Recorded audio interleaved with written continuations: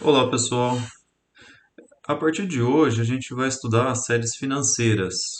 O foco dessa parte do curso vai ser em modelar a volatilidade. Volatilidade é uma propriedade dessas séries, que é a variância condicional, que para essas séries se comporta como um processo dinâmico e não constante. O foco aqui vai ser em estudar é, como é esse processo dinâmico e como a gente consegue fazer previsão e trabalhar com ele. Volatilidade é muito utilizado em mercado financeiro. Eu diria que é a propriedade mais estudada. Tá? Ela é utilizada para o cálculo de risco, para a precificação de ativos financeiros. Tá? Na aula de hoje, a gente vai ver alguns gráficos de séries financeiras, de retornos, a definição formal de volatilidade. Depois eu vou mostrar alguns códigos no R para baixar séries financeiras e manipular elas. Aí, a partir da próxima aula, a gente vai começar a estudar os modelos de volatilidade. Esses modelos são chamados de condicionalmente heterocedásticos, tá? Condicionalmente, porque eles vão modelar a variância condicional, e heterocedástico, porque essa variância vai ser um processo dinâmico.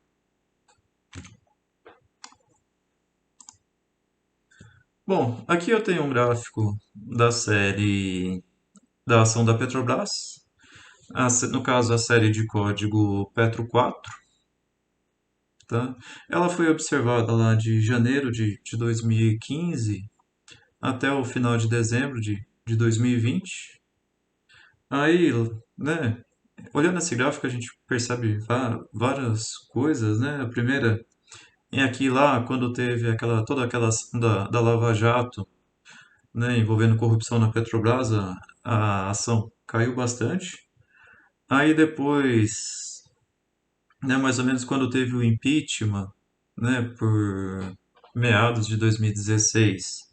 A partir daí mudou a presidência da Petrobras e aí a ação entrou em uma tendência de alta.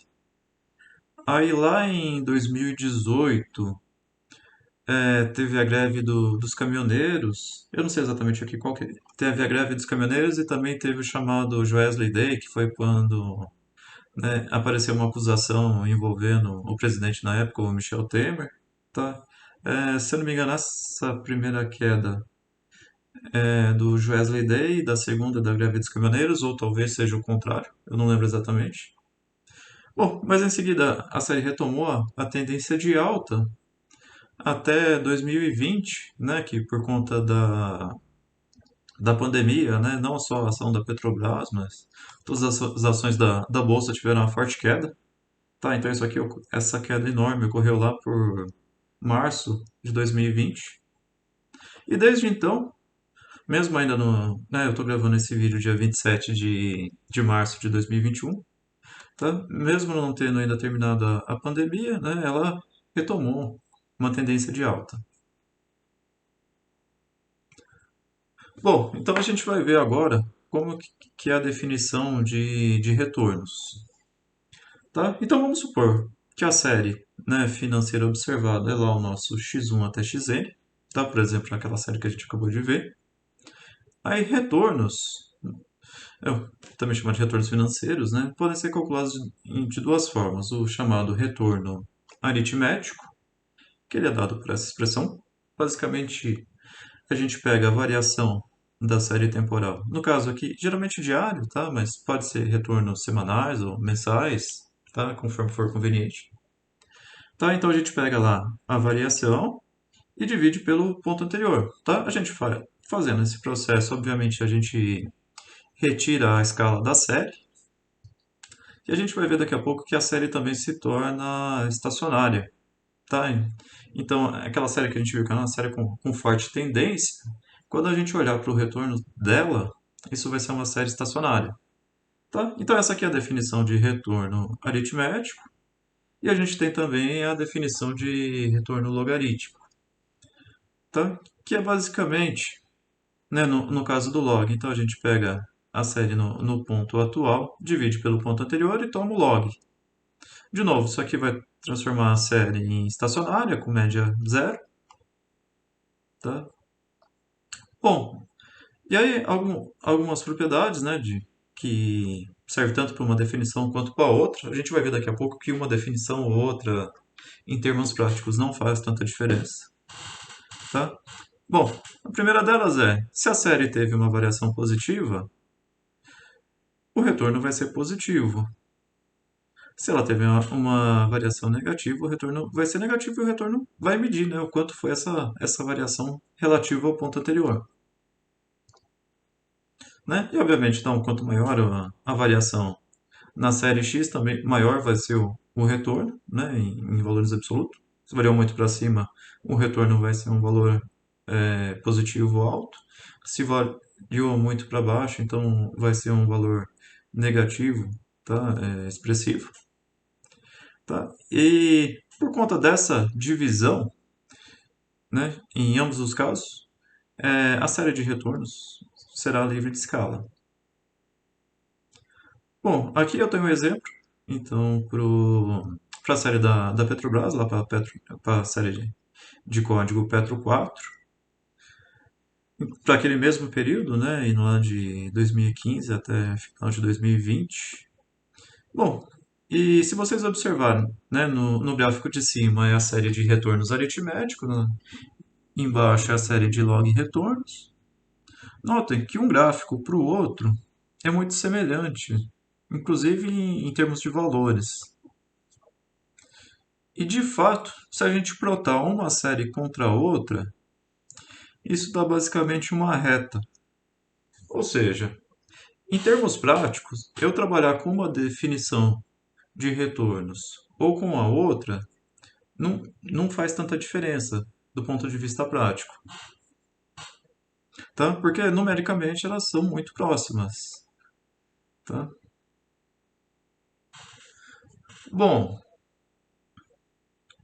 só que a série, né, a definição de log retornos, ela tem uma vantagem matemática em relação à definição aritmética. E essa definição facilita quando a gente quer calcular o retorno de períodos maiores. Imagina assim, eu faço todo o cálculo, né, enfim, faço toda a modelagem que eu tenho interesse para a série, digamos, diária. Aí quando eu quero levar para uma série, né, com um intervalo maior, sei lá, para 2 dias, 3 dias, 5 ou mensal, para a série de retornos, de log retornos, a gente vai ver que é basicamente fazer a soma dos retornos menores, né, de intervalos menores. Bom, então vamos ver isso. Então aqui para um dia a gente tem lá a definição de log retorno, né? Que pode ser escrito, né, simplesmente abrindo o log como o log do xt menos o log do xt menos 1. E isso nada mais é do que simplesmente a diferença dos logs, né, lá representado pela letra nabla. Aí para 2 dias seria então, né, o retorno de 2 dias seria então a mesma definição, só que o log de xt dividido pelo log, desculpa, o log do xt dividido pelo xt menos 2, ou seja, de 2 dias atrás. Só que isso pode ser escrito simplesmente como os retornos de um dia, né, o retorno no dia t, mais o retorno no dia anterior. Tá? E aqui eu tenho a demonstração é bem simples. Se eu partir dessa equação, né, eu fico com isso, né, log do xt menos o log do xt menos 2. Aí eu posso subtrair o log do xt menos 1 e somar o log do xt menos 1. Ok? Então,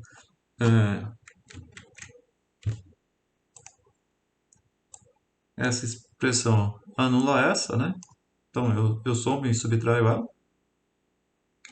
E isso, por sua vez, né, essa primeira parte fica simplesmente a variação do log do xt e essa segunda parte fica a variação do log do xt menos 1.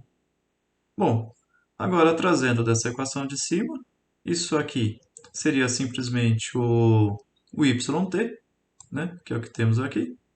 E isso aqui seria o yt menos 1. Ok? Ou seja, a gente provou então que o retorno para 2 dias é escrito como a soma dos retornos diários, né, de 2 dias. Para 3 dias, seria basicamente a mesma coisa, tá? Só que daí para transformar, se eu tenho já os retornos diários para transformar eles em 3 dias, então basicamente eu faço a soma 3 a 3. Tá? A demonstração é basicamente a mesma da anterior.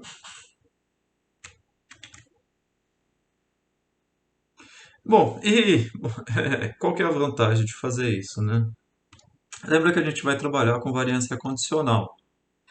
E a gente vai demonstrar na próxima aula, né, para os modelos que a gente for trabalhar, e também a gente vai ver essa propriedade daqui a pouco de retornos, eles tendem a não ter autocorrelação, né, e também não ter autocovariância. Então, quando eu quiser calcular simplesmente a variância de 3 dias, né, como eu não tenho autocovariância, a variância desse cara vai ser simplesmente a soma dessas variâncias, né? A variância do yt mais a variância do yt menos 1 e mais a do yt menos 2. E isso vai facilitar bastante as coisas para a gente. Bom, vamos para o próximo. Bom, no caso geral, então, se eu quero para K dias, então simplesmente eu faço lá a soma dos retornos diários de K em K.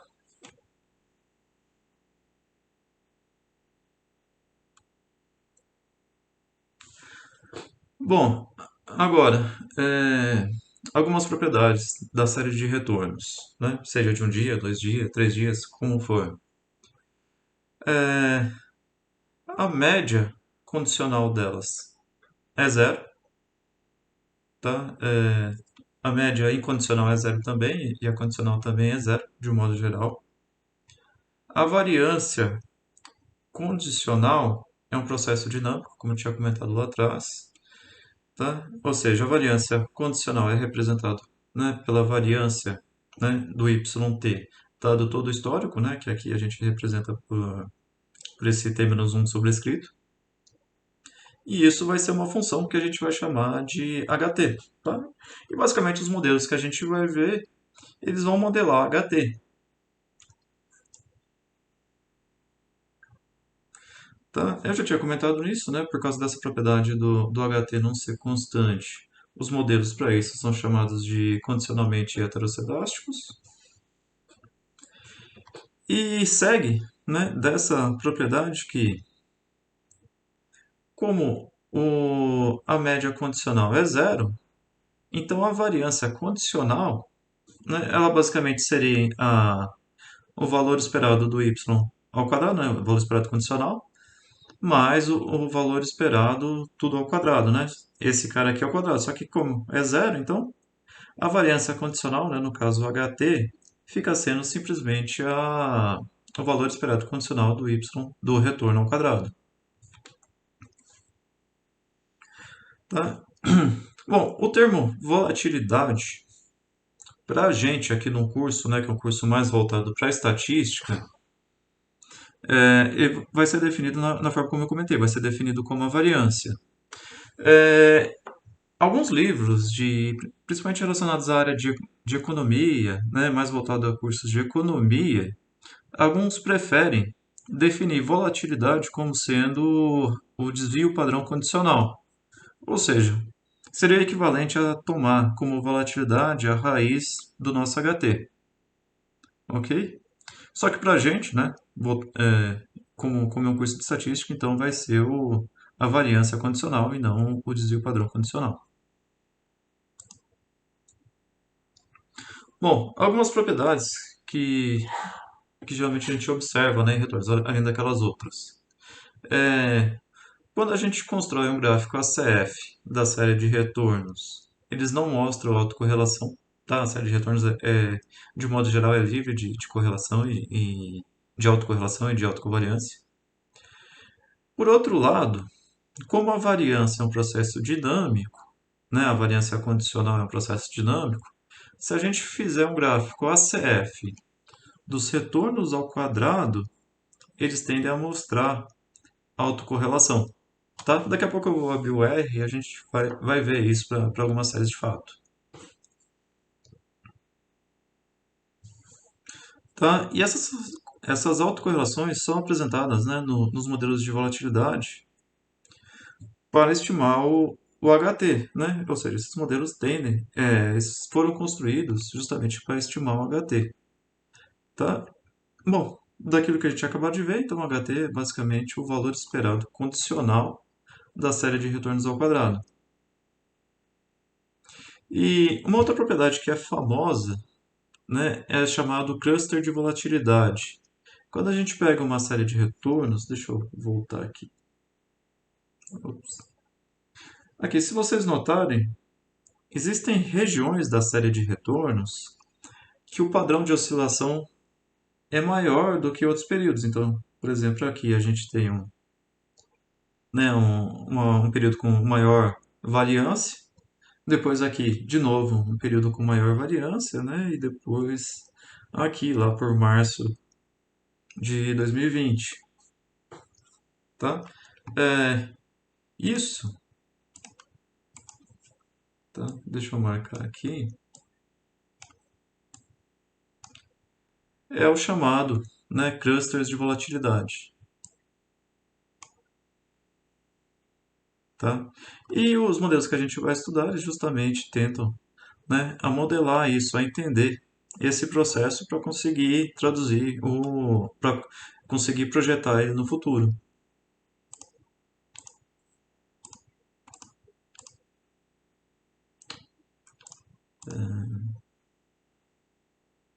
Tá. Bom, voltando, é comum que série de retornos elas tenham, né, uma distribuição de probabilidade com caudas pesadas, que é quando a curtose é maior que 3, né? Lembrando que 3 é a curtose da distribuição normal. Aí quando a gente tem, né, dados que apresentam curtose maior que 13, significa que a massa de probabilidade na cauda é mais pesada do que o normal, do que a distribuição normal, tá? E distribuições que trabalham com isso, né, são chamadas de leptocúrticas, tá? Então retornos tendem até distribuição leptocúrtica. Além do mais, existe uma propriedade de séries financeiras que é quando ela cai, ela tende a cair rápido, mas quando ela sobe, o crescimento tende a ser mais lento. Ou seja, cai rápido e depois cresce lento.